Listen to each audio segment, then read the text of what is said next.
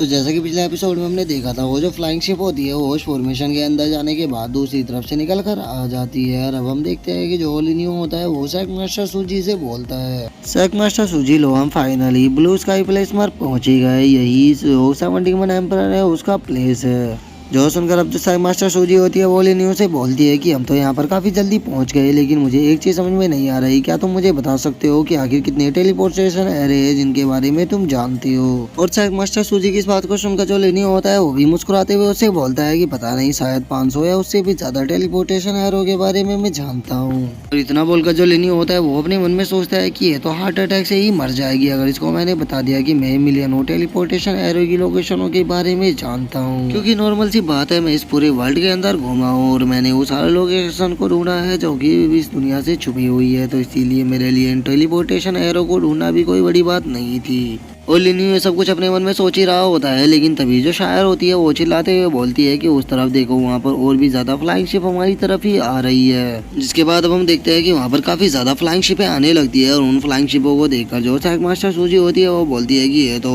Tree flower sector और उसी के साथ साइड ड्रैगन हॉल भी है। लगता है कि कर्माडीमन एम्परर ने जिन 108 सेंटेंस को बुलाया था वे सभी यहाँ पर आ चुके हैं। और सेक मास्टर सूजी की इस बात को सुनकर जो ओलिन्यू होता है वो उसे बोलता है कि तुम उन लोगों को छोड़ो, चलो अब हम ब्लू स्काई प्लेस के अंदर चलते हैं। जिसके बाद अब हमारा जो व्यू होता है वो ब्लू स्काई प्लेस के ऊपर आ जाता है, जहाँ पर कि हम देखते हैं कि ब्लू स्काई प्लेस के ऊपर एक फाइनेंस लगा होता है जिसके अंदर से काफी सारी चैनें निकलकर ब्लू स्काई प्लेस को चारों तरफ से घेर रखा होता है। जिसे देखकर अब जो ओलिन्यू होता है वो सेक मास्टर सूजी से बोलता है कि क्या तुम उस क्लाउड ड्रोन को देख रही हो, वो God flying demonic cloud drone है जिसे कि ब्लू स्काई प्लेस के अंदर जो ब्लैक ड्रैगन किंग था उसने छोड़ा था, ताकि जो ब्लू स्काई प्लेस है वो सुरक्षित रह सके।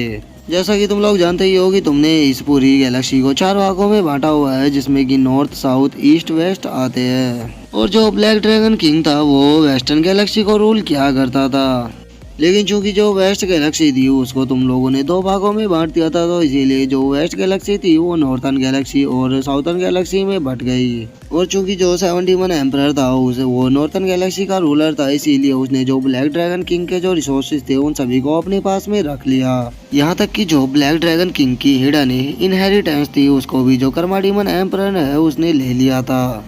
इसीलिए जो कर्माडीमन एम्परर है उसकी पावर इतनी ज़्यादा बढ़ गई थी और वो इतने लंबे टाइम तक जो ब्लू स्काई प्लेस है इस पे राज करता रहा। और अब लिन्यू की इस बात को सुनकर जो सेक मास्टर सूजी होती है वो भी थोड़ा शौक हो जाती है और वो शौक होते हुए लिन्यू से बोलती है कि इसका मतलब तुम कहना चाहते हो कि ये जो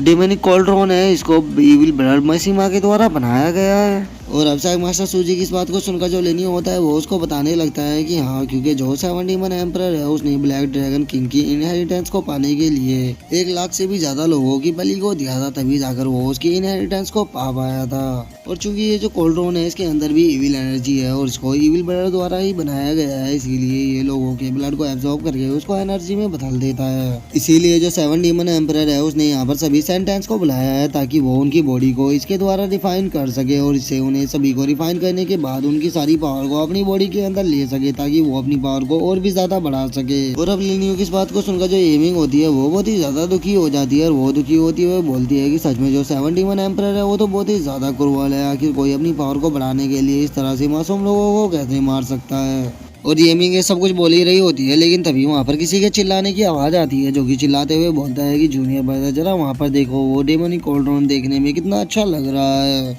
और उसके इतना बोलते हैं अब हमारा जो व्यू होता है वो एक फ्लाइंग शिप के ऊपर आ जाता है, जहाँ पर कि हम देखते हैं कि 2 बंदे खड़े हुए होते हैं जो कि अब लिन्यू की भी बेइज्जती करने लगते हैं और वही लिन्यू के मंकी की बेइज्जती करते हुए उससे बोलते हैं, जूनियर ब्रदर जरा उस शिप के अंदर तो देखो, वहाँ पर वो जो मंकी है वो तो केवल मोटर रियलम पर ही है, जो कि किसी ड्रेस से ज्यादा और कुछ भी नहीं है। और उसे जिस बंदे ने अपने कंधे पे बिठाया हुआ है वो भी देखने में बिल्कुल ट्रैश ही लग रहा है, और जिस तरह से ये ट्रैश है पक्का इनकी जो सेंटेंस है वो भी इनकी तरह ट्रैश ही होगी। और इतना बोलकर अब जो दोनों बंदे होते हैं वे अपनी मिडिल फिंगर को लिन्यू की तरफ दिखाते हुए जोर जोर से हंसने लगते हैं और उनको इस तरह से लिन्यू की बेइज्जती करता हुआ देखकर जो थर्ड एल्डर होता है उसे बहुत ही ज्यादा गुस्सा आने लगता है और वो गुस्से में उन दोनों की तरफ देखते हुए उनसे बोलता है, आखिर तुम लोग खुद को समझते क्या हो, तुम्हारी हिम्मत कैसे हुई हमारे सामने हमारे सैंड किंग की बेइज्जती करने की, क्या तुम लोग हमारे हाथों से यहीं पर ही मरना चाहते हो। और इतना बोलकर जो थर्ड एल्डर होते हैं वो इन दोनों की तरफ अटैक करने के लिए जा रहे होते हैं, लेकिन तभी जो लिन्यू होता है वो थर्ड एल्डर को रोक देता है और वो उनसे बोलता है कि तुम्हें उन दोनों डॉग के ऊपर ध्यान देने की जरूरत नहीं है, हमें चलो ब्लू स्काई प्लेस के अंदर जाना होगा, क्योंकि बहुत ही जल्द अब जो इवेंट है वो शुरू होने वाला है।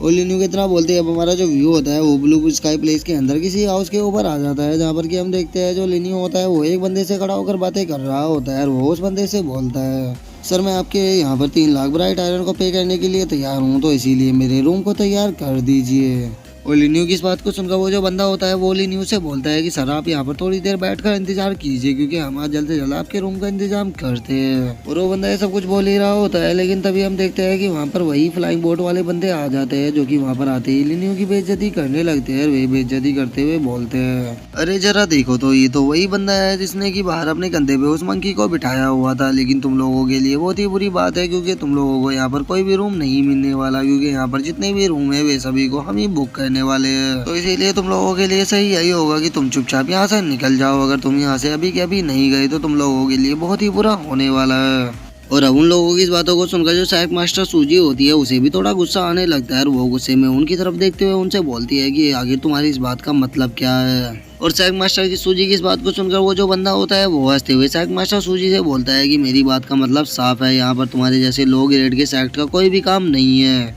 यहाँ पर जितने भी रूम है वे सभी हमारे जैसे लोगों के लिए, ना कि तुम जैसे लोगों के लिए। तुम लोगों के लिए सही यही होगा कि तुम चुपचाप यहाँ से निकल जाओ। अगर तुम लोग यहाँ से नहीं गए तो हम लोग तुम्हें यहाँ से धक्के मार कर बाहर निकाल देंगे। और अब उन लोगों की बातों को सुनकर जो थर्ड और साइमन थायलर होते हैं उन दोनों को बहुत ही ज्यादा गुस्सा आने लगता है, और वो गुस्से में उन दोनों की तरफ अटैक करने के लिए जा रहे होते हैं। लेकिन तभी हम देखते हैं कि वहाँ पर जो सिटी लॉर्ड वू शैंग होते हैं वो आ जाते हैं, और वे वहाँ पर आने के बाद लिन्यू को देखकर हंसते हुए उससे बोलते हैं कि ब्रदर लिन्यू, हम दोनों भी दोबारा से मिल गए। मैंने नहीं सोचा था कि हम दोनों यहाँ पर मिलेंगे। और अब अपने फादर को देखकर वहाँ पर जो एमिंग होती है वो भी बहुत ही ज़्यादा खुश हो जाती है, और वो अपने फादर के पास जाकर उनको ग्रीट करते हुए उनसे बोलती है कि फादर मैंने नहीं सोचा था कि आप यहाँ पर आने वाले हो। और वहीं जो सिटी लॉर्ड होता है वो जैसे ही अपनी बेटी की पावर को देखता है तो वो भी काफ़ी ज़्यादा खुश हो जाता है, और वो खुश होते हुए बोलता है कि मैंने नहीं सोचा था कि तुम इतनी जल्दी ट्रांसलेट रियलम पर ब्रेक थ्रू कर जाओगी। सच में तुम तो काफ़ी ज़्यादा अमेजिंग हो मेरी बेटी। और अपने फादर के मुंह से अपनी तारीफों को सुनकर जो येमिंग होती है वो भी काफ़ी ज़्यादा खुश हो जाती है, और वो लिन्यू की तरफ इशारा करते हुए बोलती है कि अगर मास्टर लिन्यू नहीं होते तो मैं कभी भी ब्रेक थ्रू नहीं कर पाती। उन्होंने ब्रेक थ्रू करने में मेरी काफ़ी ज़्यादा मदद की है।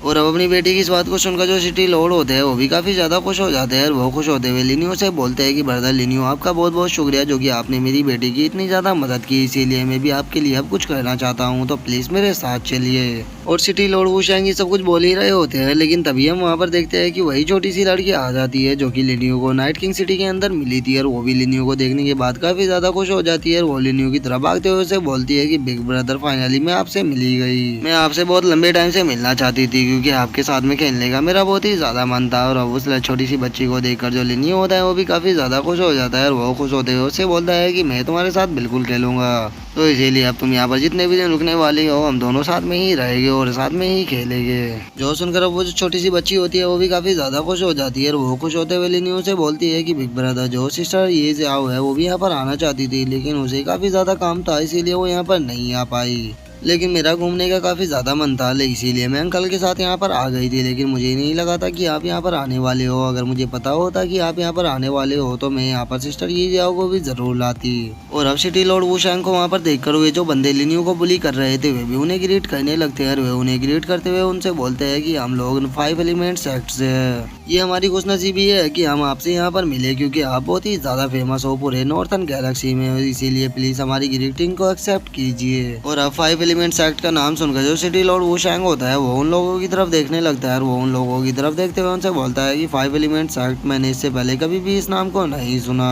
और इतना बोलकर जो सिटी लॉर्ड वू शैंग होता है वो लिन्यू की तरफ देखते हुए उसे बोलता है कि इन चारों लोगों के ऊपर आपको ध्यान देने की कोई भी जरूरत नहीं है, इनको आप मेरे ऊपर छोड़ दीजिए, और आप यहाँ से सीधे जो इमोर्टल पवेलियन है वहाँ पर चले जाइए, क्योंकि वहाँ पर कोई पर्सन है जो कि बहुत ही लंबे टाइम से आपका वहाँ पर इंतजार कर रहा है। जो सुनकर जो लिन्यू होता है वो भी उसे ठीक है बोल देता है। और अब सिटी लॉर्ड वू शैंग की बातों को सुनकर वो जो 5 एलिमेंट सेक्ट का बंदा होता है वो बहुत ही ज़्यादा घबराने लगता है, और वो घबराते हुए अपने मन में सोचता है कि डेविड मैंने तो नोटिस ही नहीं किया था कि उनके साथ में वो जो लड़की थी वो नाइट किंग सिटी के लॉर्ड की डॉटर थी।